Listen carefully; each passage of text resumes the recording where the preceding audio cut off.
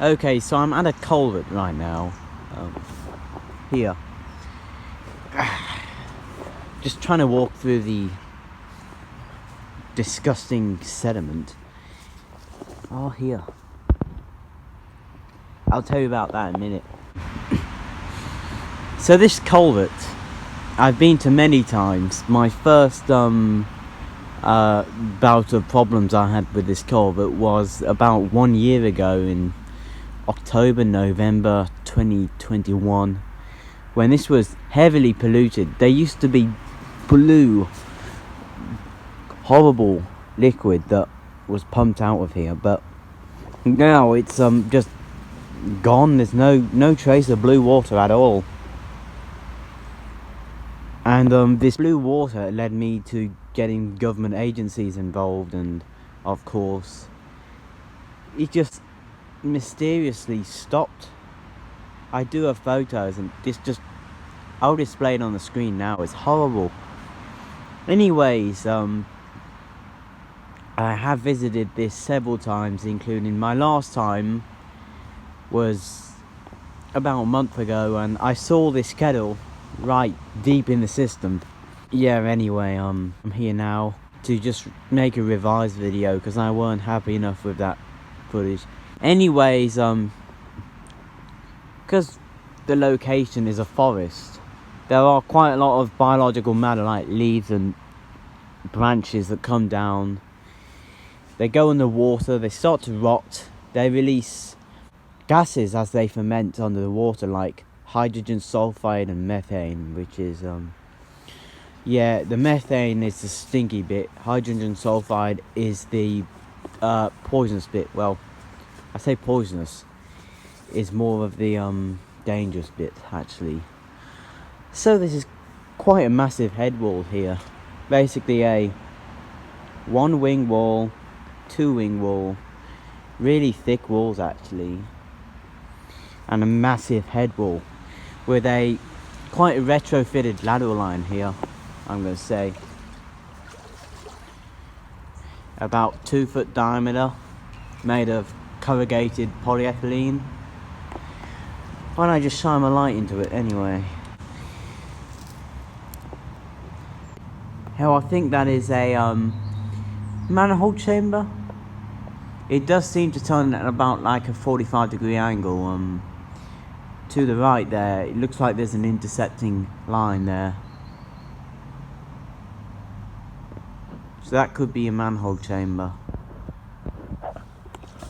The main subject is this.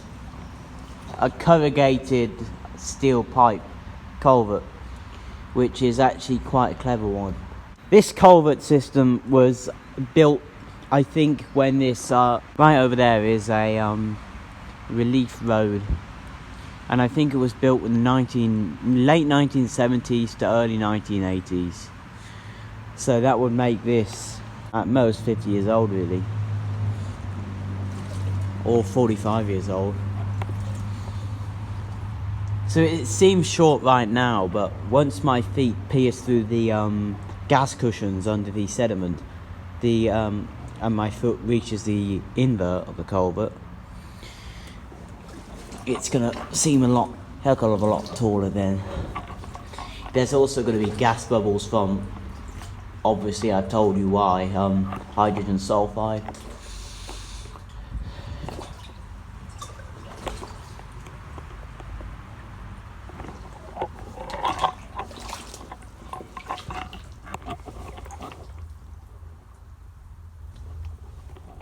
Oh God. I'm sorry about that, guys. I just had my coat on and I didn't realise how deep this was. So I just hung it up in a hidden place. Anyways, where was I? Ironically, the water levels are actually slightly more shallower than they were when I visited a month ago. And once I visited a month ago, there was literally a drought. So that's quite strange. Nice arches there and some roots. Lots of spider webs.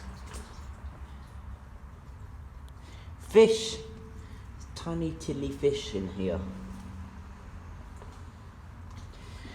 All along the bottom.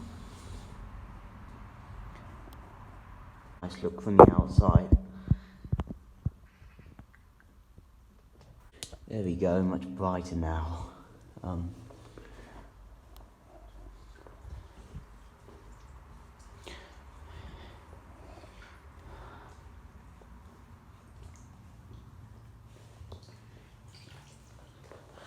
So I'm in this little junction chamber here. Looks quite nice with the arches.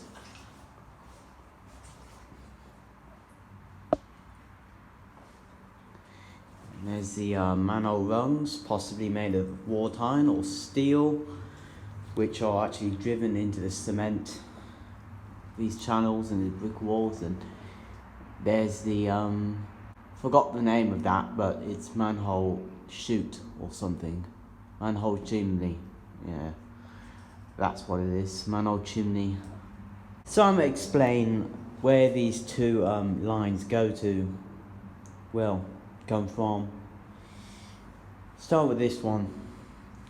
This line is 250 foot long, about 75 meters in length actually.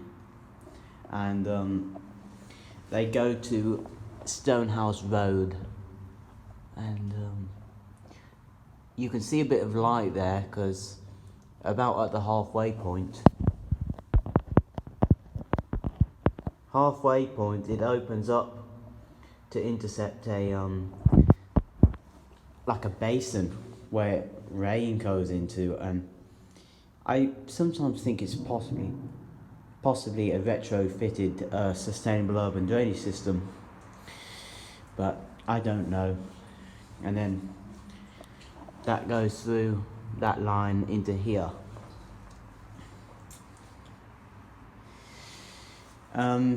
You've got this thing here right in the center of the two.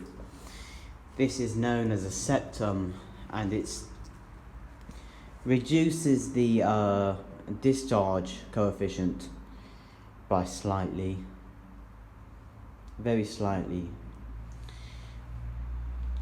but it's good because of the angles they're intercepted. And then you have this second line. You'd be amazed to know how long that line is. This line, this pipe is 545 meters long. Yes, 1,700 foot long. Just made of corrugated steel pipe, hundreds and hundreds of foot long. So obviously you, if you actually were so short that you could fit through this line, which I can crouch down slightly, then if you walked obviously 500 odd meters, you'd end up in a place called Finstall, which, yeah, quite far away. A Finstall, a town, I think. Yeah, it's a town or a village. And yeah, it's just amazing that the Department of Transportation would just build something like this. Even in the 1960s, the 70s, I thought they were moving away from burying watercourses in this fashion, but it's essential, obviously. Why refrain from it? These days, environmental ecologists really don't like the idea of burying a watercourse, but sometimes it is essential, obviously. Like the LA River wasn't entirely a buried watercourse, but it was channeled in a concrete canal, and basically to protect the public from horrible floods. What else do I have to talk about this? So this line here is called the intercepting line. It's much larger than these two. It's much larger because I think this is like a Y shape, like an oblique Y shape. I'd say this is an energy dissipation chamber.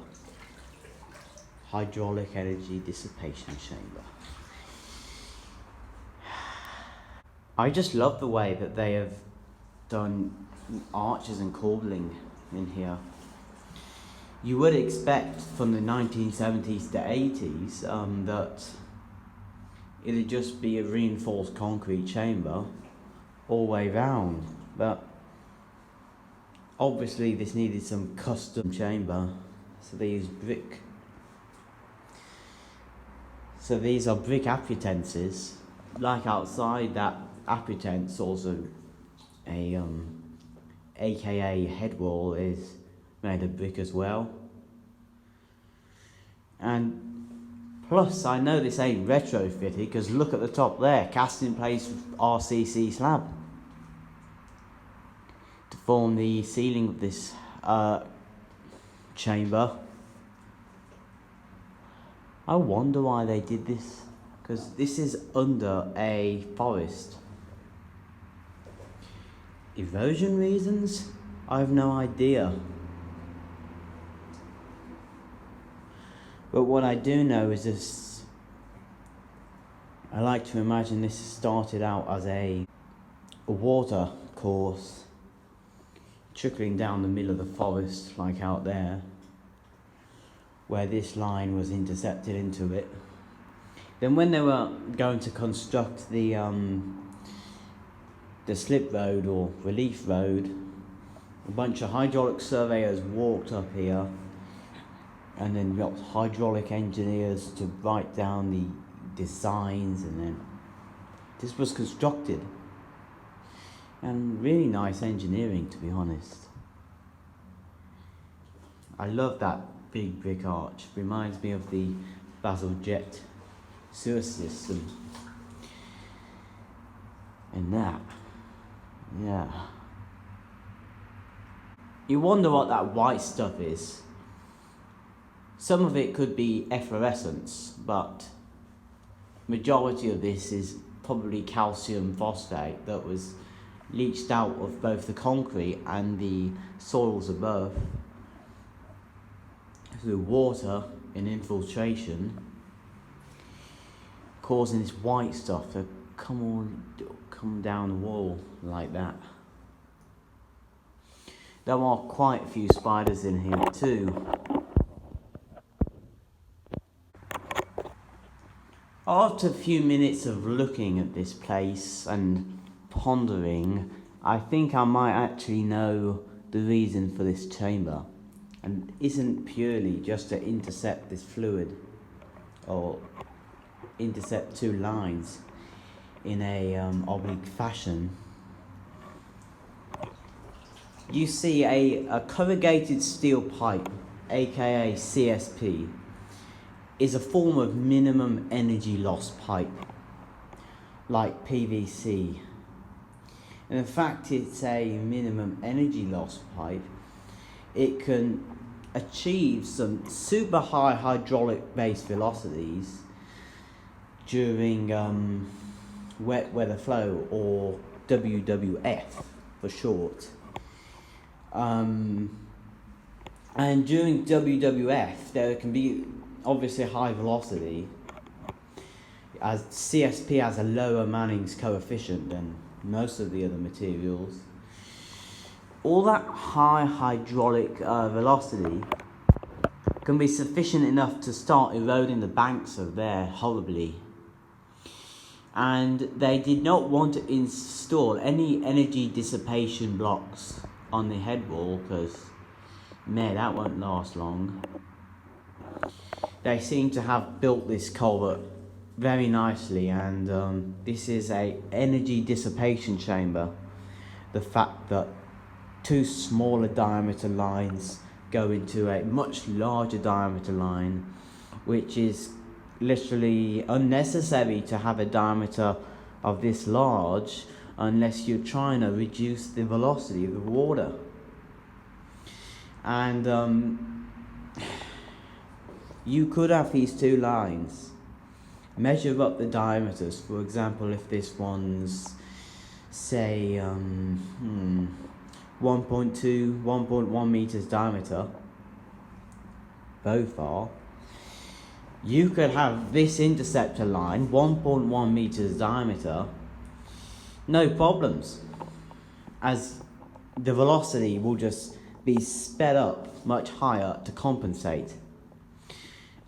This one is about twice the diameter. Well, 1.5 times the diameter of one of them. So with some hydraulic calculations, they're just reducing the speed so it doesn't erode the banks out there. So yeah, that is pretty much all this consists of. A really nicely built chamber and an energy dissipation system. Nothing really else other than the strange shape of this chamber, which then again is attributed to the fact they used masonry, as they obviously wanted a more custom made chamber. As a result of that, yeah, that line intercepts that way, tiny little wall there, main intercepting line intercepts there, smaller wall there, there's even smaller wall there. Basically a 1, 2, 3, 4, 5 walled chamber for uses really custom. As a result of that, they've just got big corbels, lovely looking brick arches here. To say that, this reminds me the flow control chamber of a sustainable urban drainage system I went into.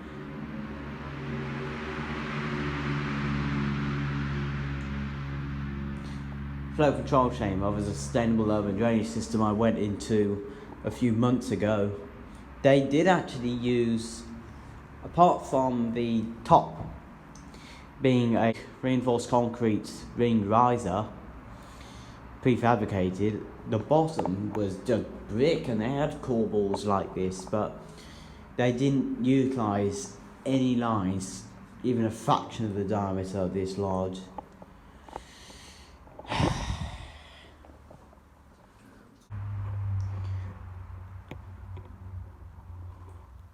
Okay, then it's about time I just exit this place now.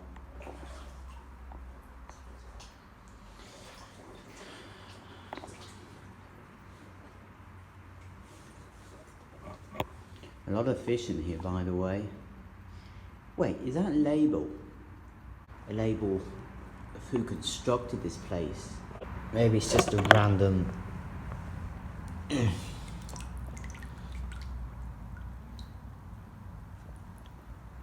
random label that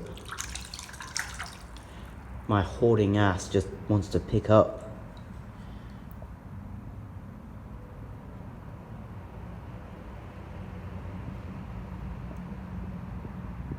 I doubt it's anything to do with this culvert, but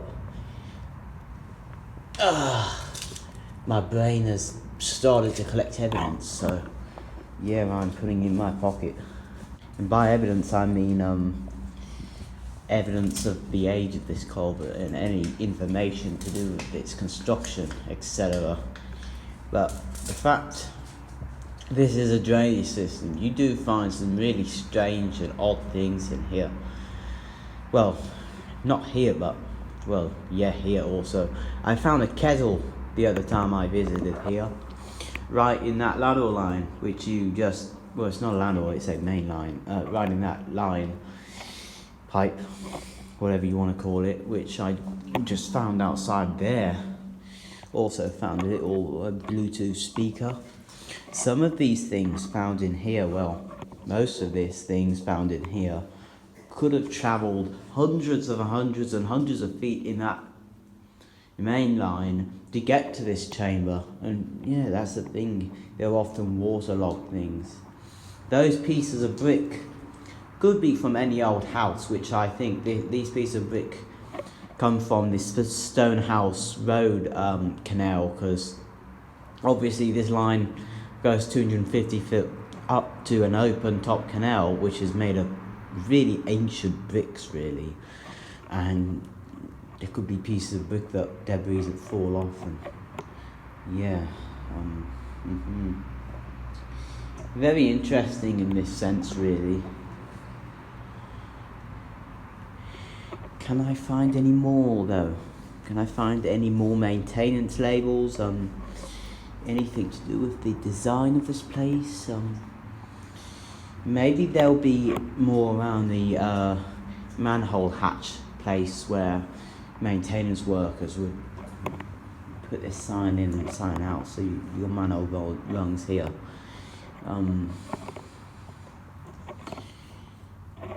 Nothing much really there. What's that? They've made it one brick there, one brick there. Talking about OCD. Never mind, I'm like that as well.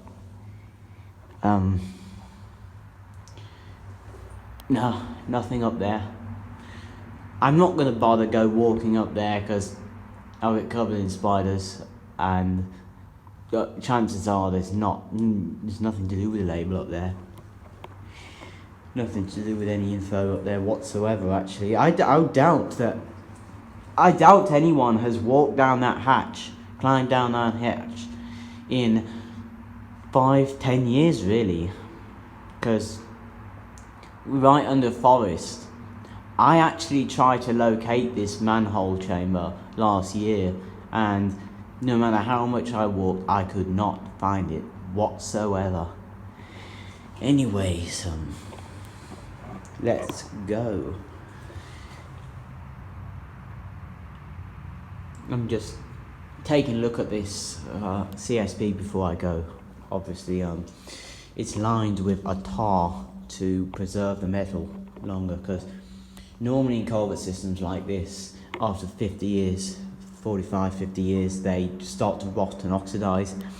And even when there's a road salt everywhere, you're in a salty environment, or even the sea, well, not in the sea, but near the sea, near the coast, it can actually hasten the oxidization of these culverts. And normally there's invert corrosion, where I've seen culverts where you put your foot straight through the invert, because it's rusty, and basically rots through, and it can also, in severe cases, cause a washout, a sinkhole. But I don't see it happening to this system anytime soon.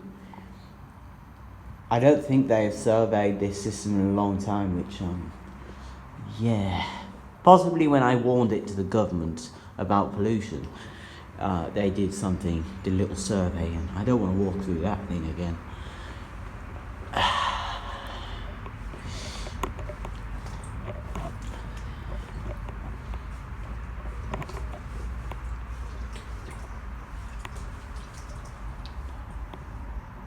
Here we go, leaving the chamber behind.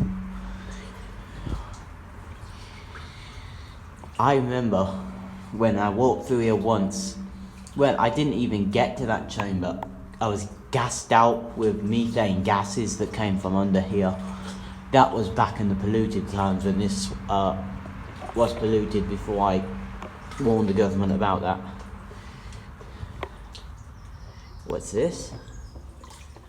Looks like some type of strip. Whoa, that's a big spider web.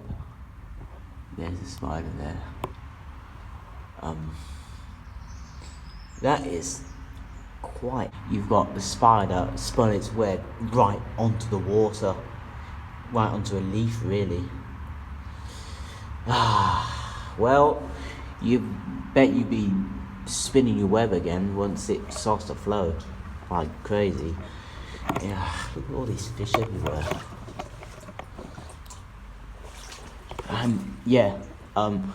I did notice that it's big crumpled. It's crumpled here, right here.